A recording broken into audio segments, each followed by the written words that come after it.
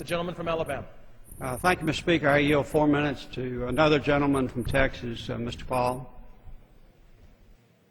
I thank the gentleman for yielding. The gentleman will suspend. And I ask The gentleman will suspend. The gentleman is yielding how much time? 4 minutes. 4. The gentleman is recognized for 4 minutes. I thank the gentleman. I ask unanimous consent to revise and extend my remarks. Without objection. Mr. Speaker, I rise in support of this motion to instruct. I think it's a good idea that we don't have the taxpayers bailing out eternally institutions that are bankrupt. But there's an important thing to remember that when an economy gets out of kilter, the marketplace demands a correction of that, and that's usually called the recession. Of course, we're not discussing here today exactly how we get into the excesses, but we do. And unfortunately, debt gets too high and malinvestment gets too excessive, and the market wants to correct this. Now, it's essential that this excessive debt be liquidated. It can be liquidated in 2 different ways. It can be written off by inflationary currency and paid off with bad money, or it can be liquidated by through the bankruptcy process.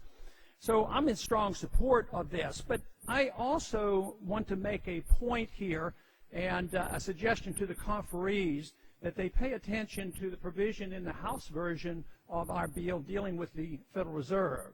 And that provision is called H.R. 1207, which deals with the auditing of the Fed. And there's a difference between the Senate version and the House version. So although we're not talking about that specifically, to me it's important not only for the issue of oversight and transparency, but there's also an opportunity for the Federal Reserve to provide bailout provisions for certain organizations as well. We're talking about taxpayers' fund, the appropriated funds, TARP funds, and others. But when we come to extending loans, in a way this very much is a bailout. So I would like to suggest that that we look at that and stand by the House provision. We do have 319 co-sponsors of this provision. And I can guarantee, because the Senate is active, we will have tough auditing provisions of the Federal Reserve in the final bill. I do have to note to my friend from Texas that when the Republicans offered a motion to recommit to the bill, they would have wiped out a number of things, including his audit provision.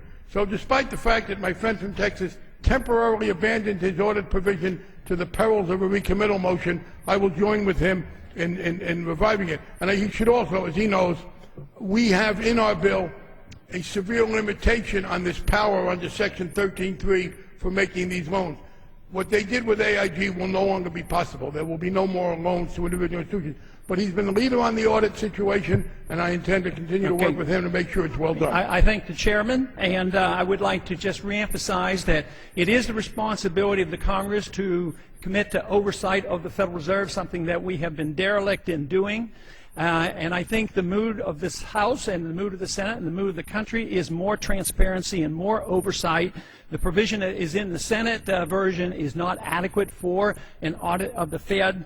So I am encouraged that we are getting more attention, because ultimately it is necessary that we understand exactly how the business cycle comes about and how the Federal Reserve participates in this, because under the circumstances of today on what we're doing, we're prolonging our agony, and someday I would hope to see that our recessions, and now we're talking about depressions, are minimized and shortened. And I am concerned that the conditions that we're working, or the programs that we're working with today, are prolonging those changes. So the most important thing that we can do is make sure that we exert our responsibilities, have oversight of the Federal Reserve, commit to these audits of the Federal Reserve, and to not to endorse the idea that the Federal Reserve is totally secret, can do what they want, can bail out other companies and banks and foreign governments and foreign central banks without fully knowing exactly what they're doing.